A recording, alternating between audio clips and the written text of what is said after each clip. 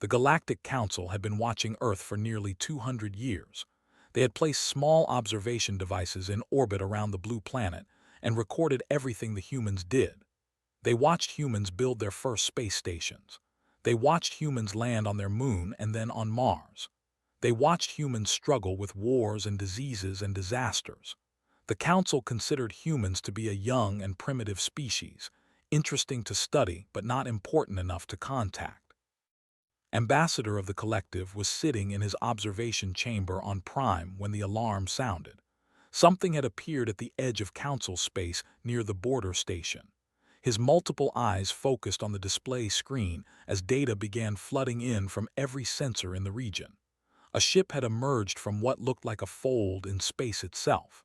One moment there was nothing, and the next moment there was a vessel larger than anything had ever seen. The ship was 4 kilometers long. Its hull was covered in dark geometric patterns that seemed to swallow light rather than reflect it. Along its back ran rows of weapons that no one in the Council could identify. The energy readings coming from its engines were higher than the combined output of the entire defense fleet. This was supposed to be impossible. No species in the known galaxy had ever built anything like this. Station Commander was the first official to make visual contact with the vessel. He was an old soldier who had fought in 3 major wars and had seen terrible things during his long career. But when he looked at this ship on his screen, he felt something he had not felt in decades. He felt afraid. His secondary hearts began beating faster as he tried to understand what he was seeing.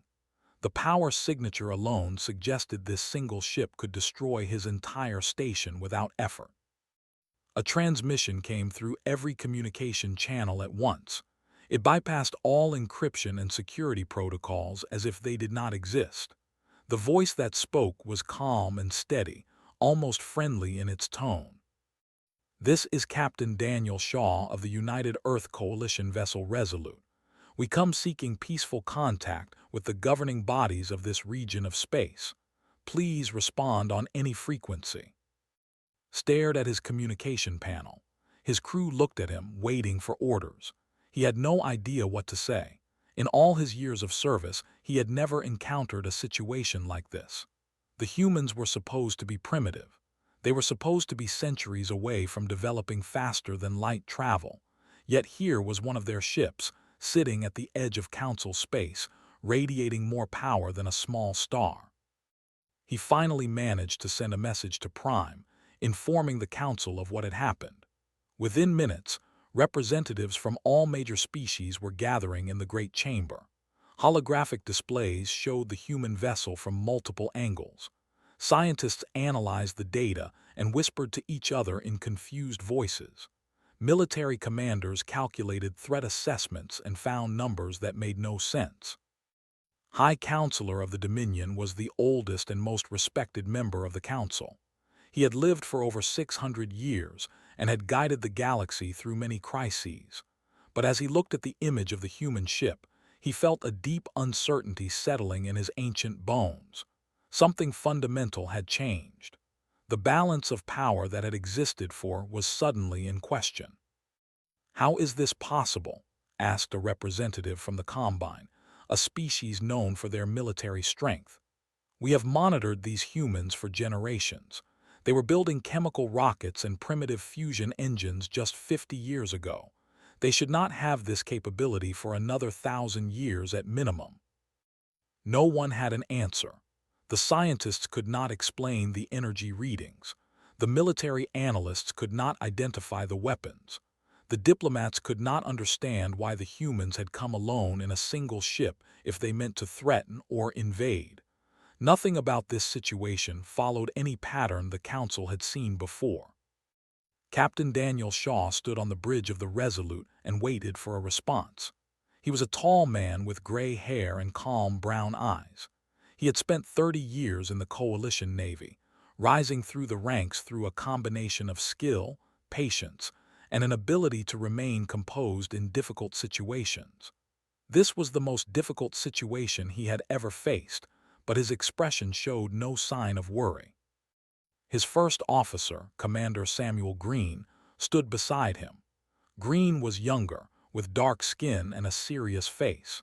He had been selected for this mission because of his expertise in alien psychology, though everything they knew about alien psychology came from intercepted communications and long-distance observation. They had never actually spoken to another species before. "No response yet, Captain," reported Lieutenant from the communication station. He was fresh out of the academy, barely 25 years old, and his hands were shaking slightly as he monitored the channels. "Give them time," Shaw said. "We just appeared out of nowhere in their backyard. They need a moment to process what they are seeing." The bridge crew worked quietly at their stations. Navigator Amy plotted potential escape routes in case things went badly. Tactical Officer Lieutenant Commander Rachel Torres monitored the alien vessels that were beginning to gather at a safe distance from their position. Chief Engineer Carlos watched the fold engine readings to make sure they could jump away quickly if needed. Shaw looked at the main, which showed the stars and the distant shapes of alien ships against the blackness of space. Somewhere out there, beings that humanity had never met were making decisions that would shape the future of both their civilizations. He hoped they would choose wisely. The Resolute was powerful, but he had not come here to fight. He had come here to talk. Back on Prime, the Council continued to debate. Some wanted to attack immediately, before the humans could bring more ships. Others argued for caution, pointing out that they did not understand human weapons and might suffer terrible losses. A few suggested opening diplomatic channels, as the human captain had requested. Ambassador listened to the arguments and said nothing. He was thinking about the way the human ship had appeared. The fold in space, the compression of distance, the casual violation of what they had believed were the fundamental laws of physics. The humans had not just built a powerful ship.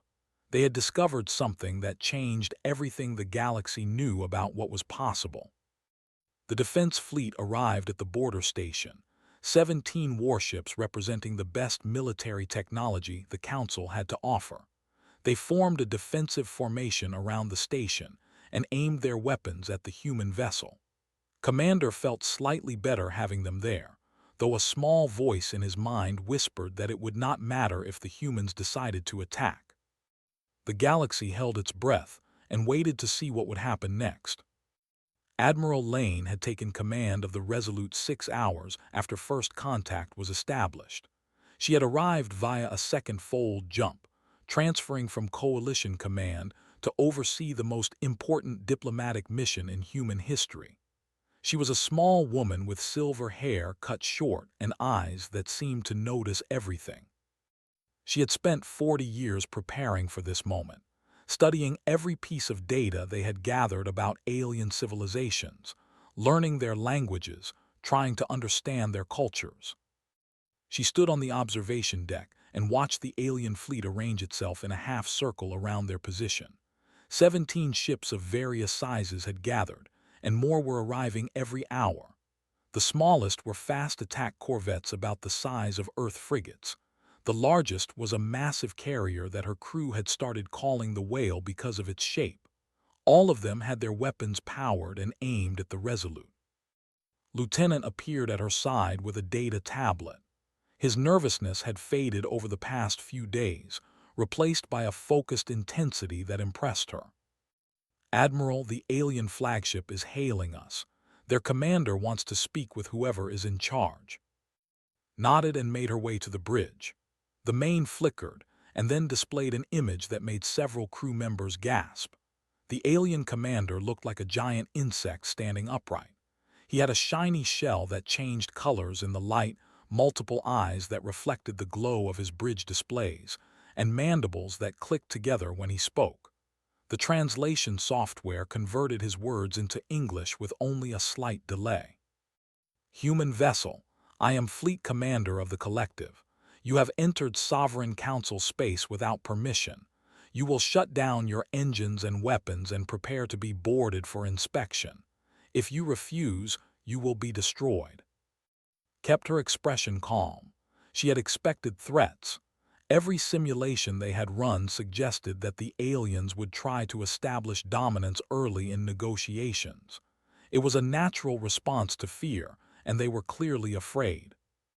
"Commander, I am Admiral Lane of the United Earth Coalition. I understand your concern.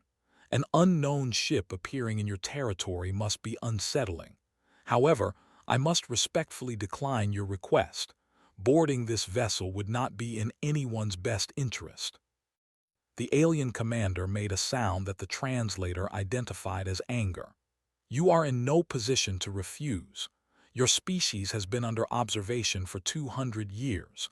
We know your technological capabilities. One ship, even a large one, cannot stand against a battle group.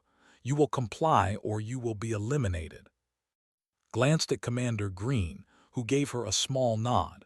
They had prepared for this exact scenario. "Commander, I would like to share some information with you. I hope you will receive it as a gesture of good faith and peaceful intent." She turned to Lieutenant, "Transmit our technical specifications to the alien flagship. Use the unclassified package." The data transfer took only a few seconds. What followed was nearly a minute of complete silence. Watched the alien commander's face change as he processed the information. His mandibles stopped moving. His compound eyes seemed to lose focus. His subordinates on the bridge behind him were pointing at displays and speaking in rapid, frightened voices. "This cannot be accurate," finally said. His voice had lost its aggressive edge. "These energy readings are impossible. These weapon yields exceed anything in our records. This must be data designed to deceive us." "It is not," said. "I understand that it is difficult to believe. Perhaps a demonstration would help clarify matters. There is an asteroid field approximately 40,000 kilometers from our current position. If you direct your sensors there, we can provide a practical example of our capabilities." She nodded to Lieutenant Commander Torres at the tactical station. Torres entered a series of commands and reported that the secondary battery was ready to fire. Gave the order. The weapon was called a focused energy lance. It was designed for destroying heavily fortified positions on planets and moons. It was considered a secondary system because the Resolute carried even more powerful weapons in its primary arsenal. The beam it fired traveled at nearly the speed of light, invisible to the naked eye, traceable only by the instruments monitoring its path. It struck the largest asteroid in the field, a rock nearly 300 kilometers in diameter. The asteroid did not explode. It did not shatter into fragments. It simply stopped existing. One moment it was there, a massive chunk of stone and ice floating in the darkness. The next moment it was an expanding cloud of plasma, its entire mass converted to energy in less than a tenth of a second. On 17 alien bridges, absolute silence fell. Officers stared at their screens with expressions of disbelief and horror. Sensor operators ran their instruments again and again, hoping they had made some mistake. They had not made a mistake. They had just watched a moon-sized rock vanish like a candle flame in a hurricane. Commander looked like he had aged 100 years in the span of a few seconds. His mandibles hung open. His compound eyes were fixed on the empty space where the asteroid had been. "That was our secondary armament," said quietly. "Commander, I truly do come in peace, but I need you to understand something important. Peace is a choice we are making. It is not a necessity forced upon us by weakness. We have the power to demand whatever we want from this region of space. Instead, we are asking politely. We are extending our hand in friendship. I hope you will take it." The alien commander did not respond for a long time. When he finally spoke, his voice was barely above a whisper. "What do you want from us?" "We want to talk. We want to establish diplomatic relations. We want to trade knowledge and culture and ideas. We want to be partners with the civilizations of this galaxy, not their conquerors. To begin that process, I am requesting permission to send a delegation to address your Galactic Council directly. We have much to discuss, and I believe it would be best to discuss it face to face." Commander turned to confer with his officers, waited patiently. She knew what the answer would be. They had no real choice. The Resolute had demonstrated power beyond anything they could counter. Refusing to negotiate would only make them look weak and foolish. "I will forward your request to the Council," said at last. "Stand by for their response." The communication ended, allowed herself a small smile. The first step had been taken. The hardest part was yet to come, but at least they were talking instead of fighting. That was more than many on Earth had dared to hope for. Commander Green joined her at the command station. That went better than expected. "The demonstration helped," said. "Nothing clarifies a negotiation quite like showing the other party exactly what they stand to lose. Now we wait and see if they are wise enough to choose friendship over pride." Across the galaxy, the Council received its report. The debate that followed would last 17 hours and change the course of history forever. The Great Chamber of Prime had not seen such a gathering in over 300 years. Representatives from all 47 member species of the Galactic Council had arrived, filling the massive circular room with beings of every shape and size imaginable. Some were tall and thin like walking trees. Some were short and covered in thick fur. Some floated in liquid-filled containers because they could not survive in open air. Some had no physical bodies at all, and appeared only as patterns of light projected from specialized devices. Observers from dozens of non-member civilizations crowded the upper galleries, watching with intense curiosity.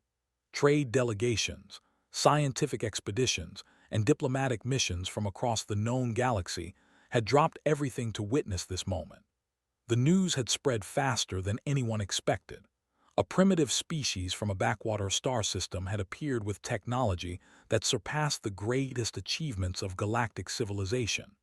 Everyone wanted to know how this was possible. High Counselor called the assembly to order. His ancient voice echoed through the chamber, amplified by systems that had been old when most of the species present were still learning to use fire. "We face a situation without precedent in our recorded history. A species we classified as primitive and unimportant has arrived at our borders with capabilities that exceed our own by a margin we cannot accurately measure. We must determine how this happened and what threat these humans represent to our collective security." Ambassador was the first to speak.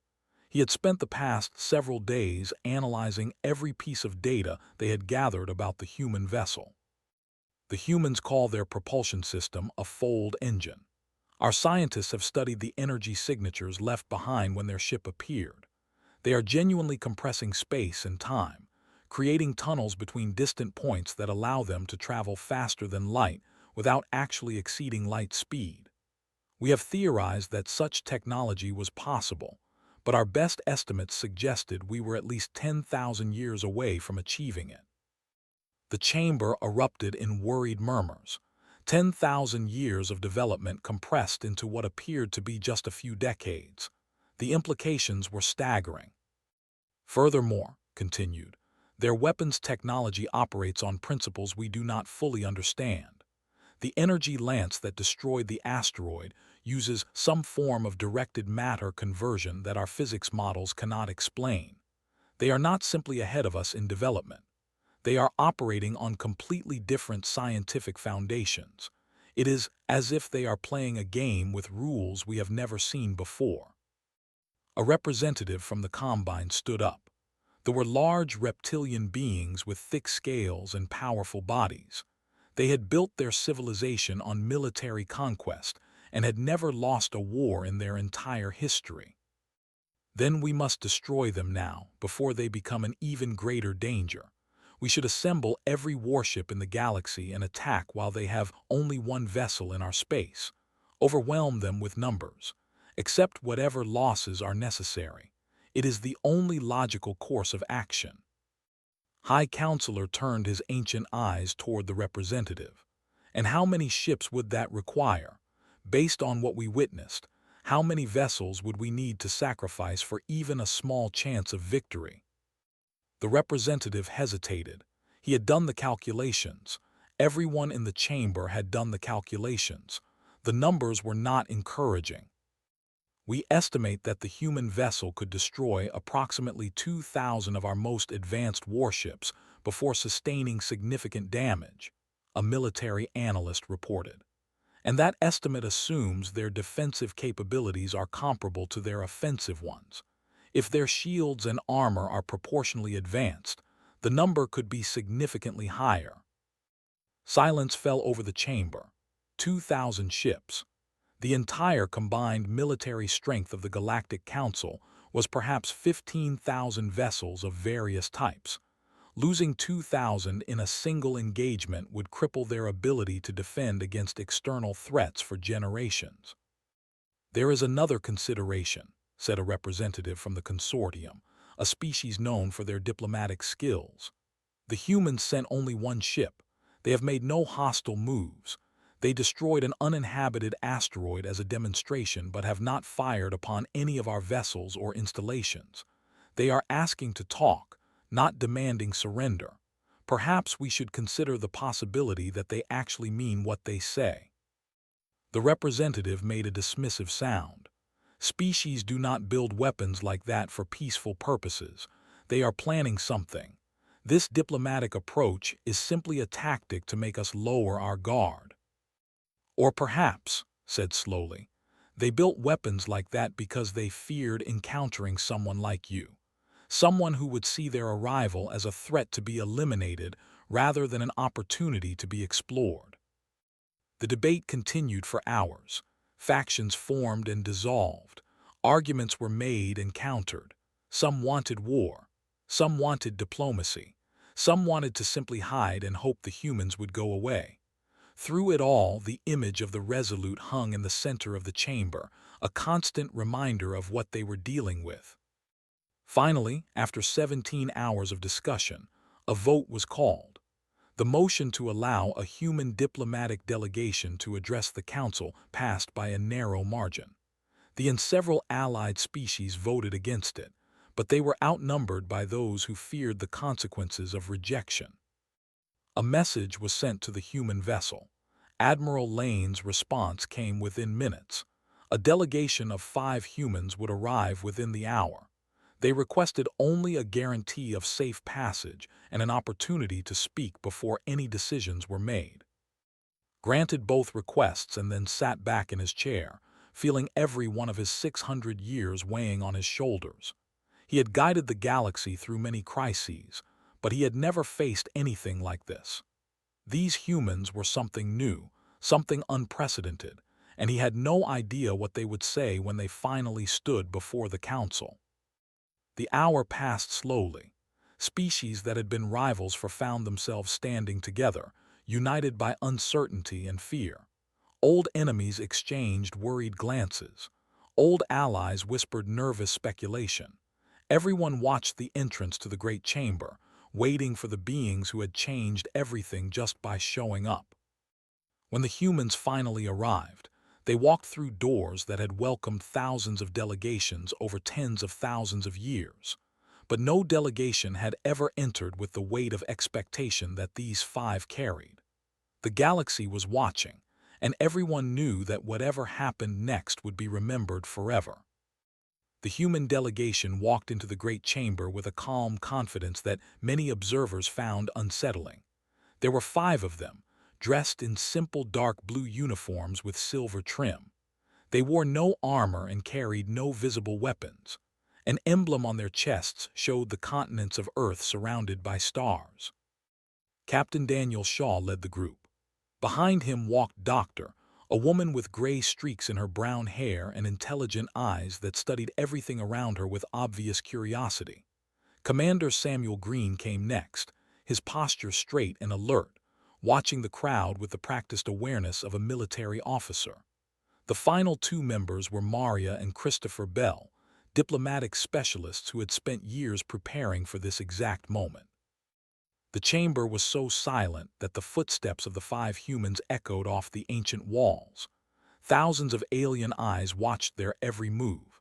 Sensor devices scanned them from every angle, confirming again and again that they carried nothing dangerous. They were just 5 people walking into a room full of beings who could not decide whether to welcome them or fear them. Captain Shaw stopped at the center of the chamber, in a circle of light that had been designed to make speakers feel exposed and vulnerable. He did not seem to notice the effect. He simply looked around at the assembled representatives with an expression of genuine interest, as if he was happy to finally meet them all. "Thank you for receiving us," he began. His voice was steady and warm. "I know our arrival has caused considerable concern. We understand that you have many questions, and we intend to answer them as directly and honestly as possible." High Counselor leaned forward in his seat. His ancient face was impossible to read, but his voice carried the weight of centuries of experience. "Your technology exceeds anything our observations of your suggested was possible. For 200 years, we watched your species struggle with basic space travel. Now you appear with a vessel that surpasses our greatest achievements. How did you advance so rapidly?" Shaw glanced at Doctor, who stepped forward to respond. She activated a small device that projected holographic images into the air above her hand. 23 years ago, by our calendar, we made a discovery in the outer reaches of our solar system. On a moon called Titan, buried under kilometers of ice, we found an artifact. It was approximately 4 million years old, left behind by a species that no longer exists anywhere in the galaxy. We call them the precursors, because we do not know what they called themselves. The images showed massive structures of unknown metal, covered in strange symbols, frozen in the darkness of a distant moon.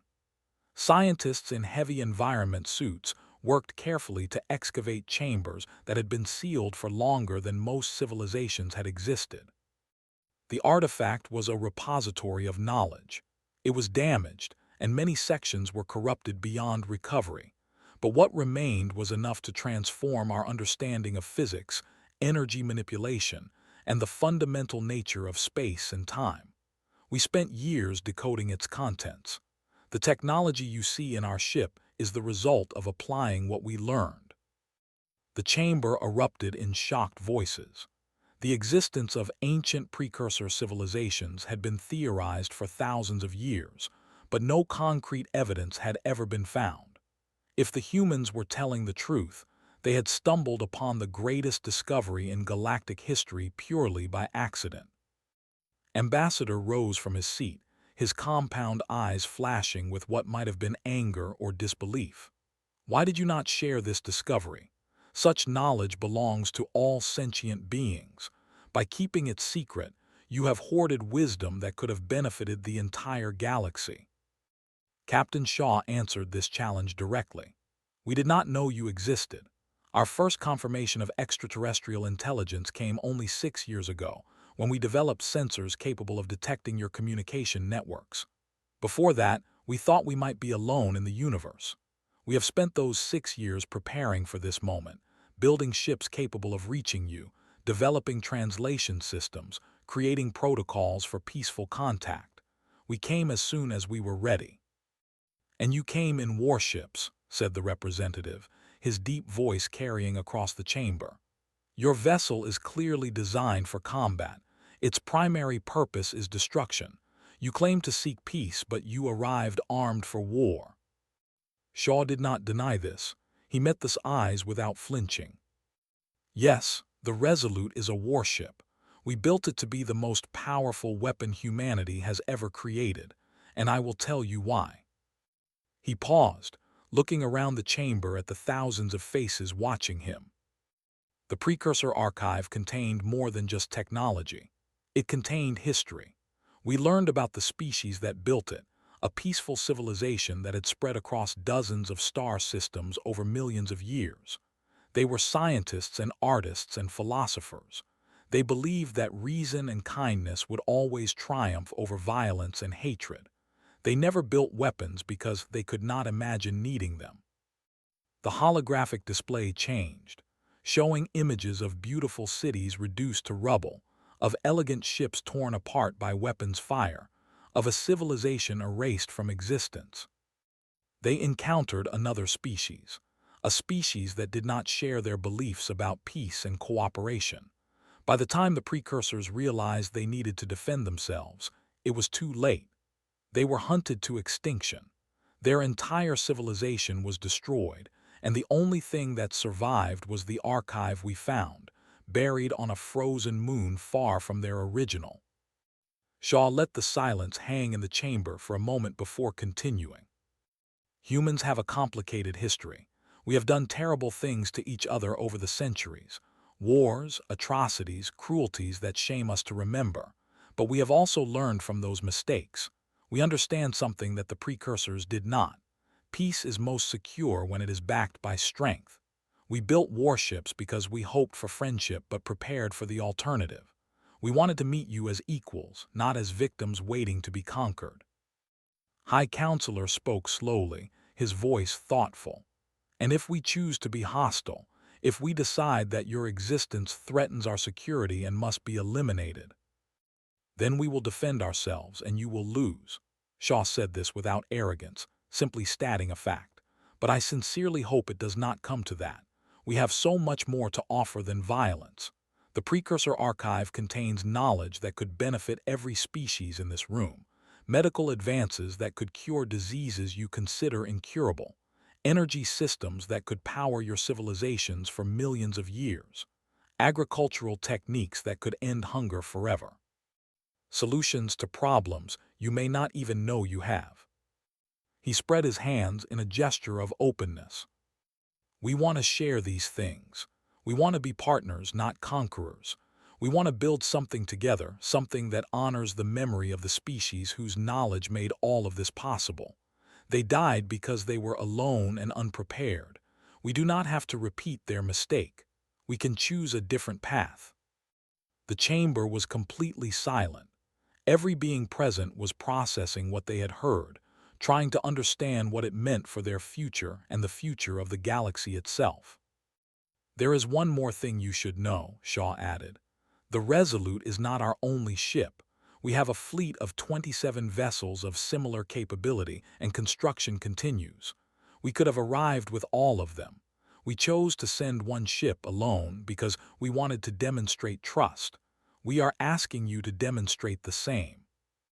6 months had passed since the humans first appeared at the edge of Council space. In that time, the galaxy had changed more than it had in the previous 1,000 years.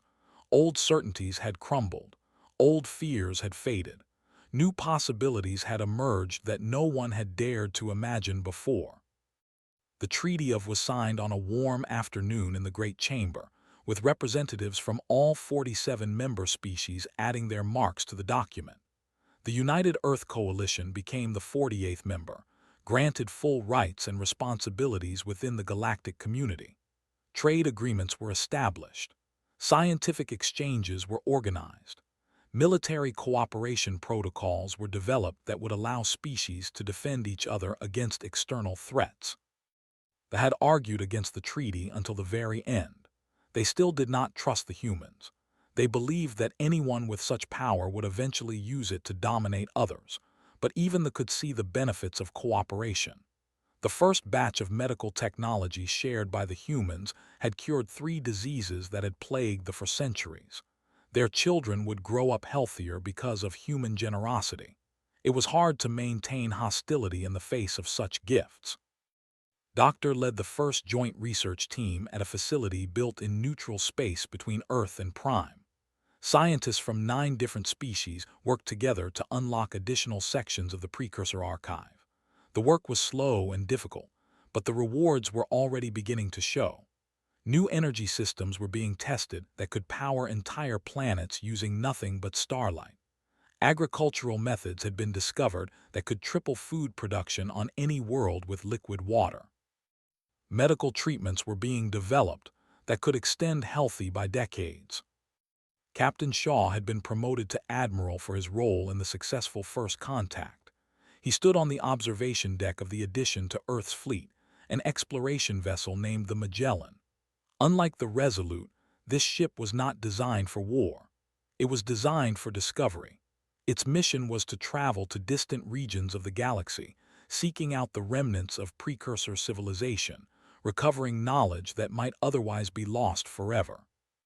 Commander Green joined him at the viewport.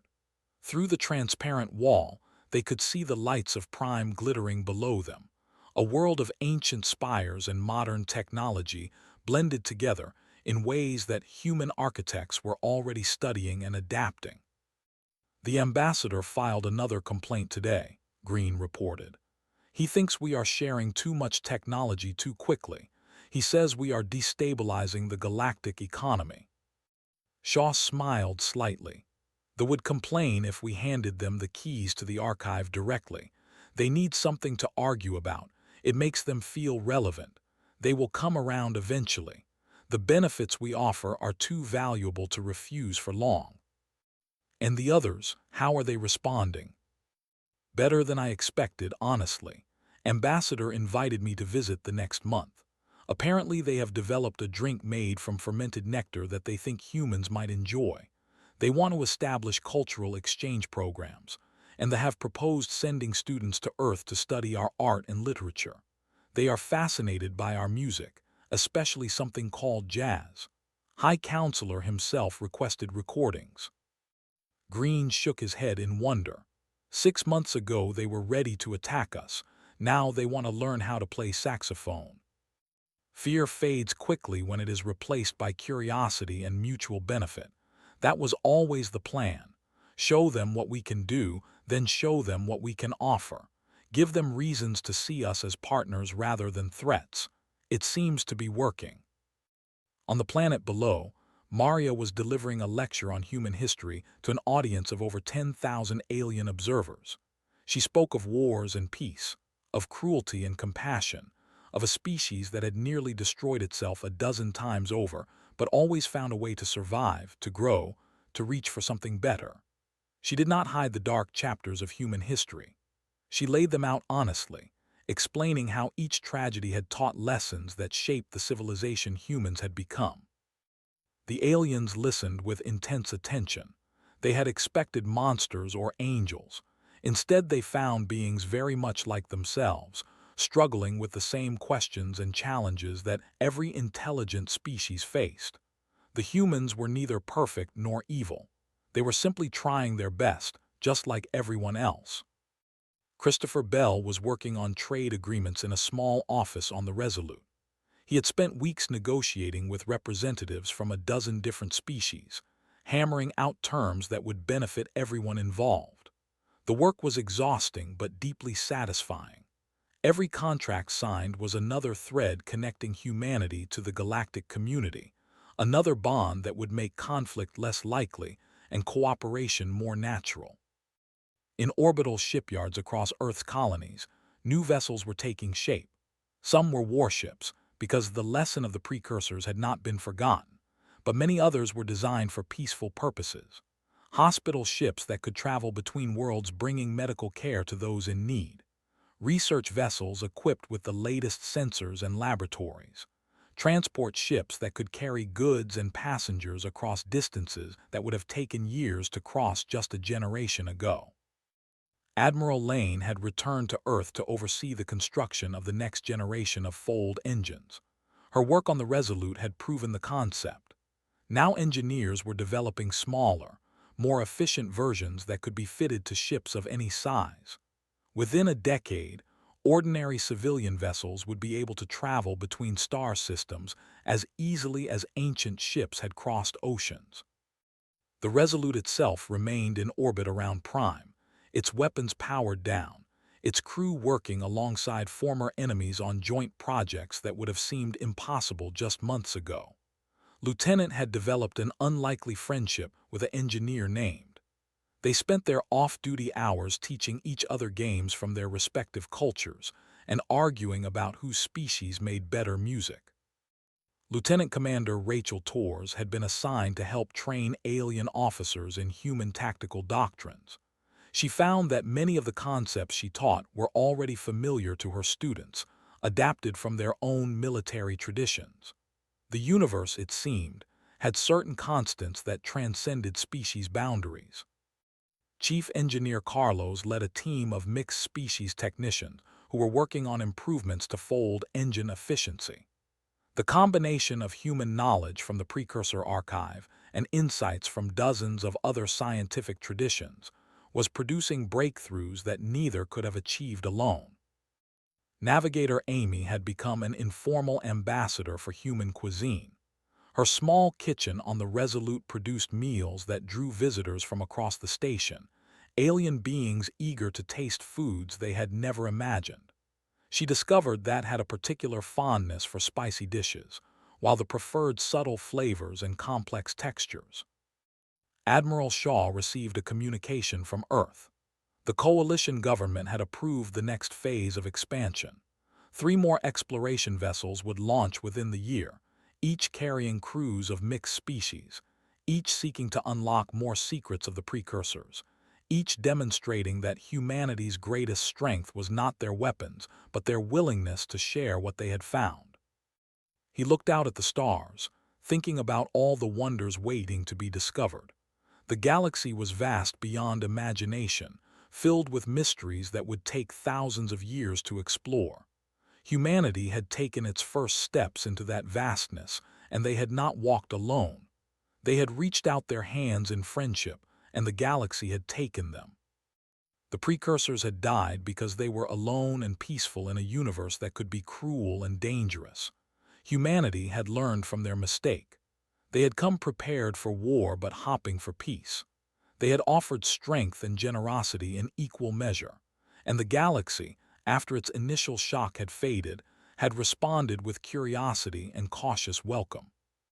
It was not a perfect beginning. There would be challenges ahead, disagreements and conflicts and disappointments, but it was a beginning nonetheless. The conversation that had started when the Resolute first appeared at the edge of Council space would continue for generations, growing richer and more complex with each passing year. The galaxy had been left speechless by the arrival of humanity. Now, finally, everyone was learning to speak together.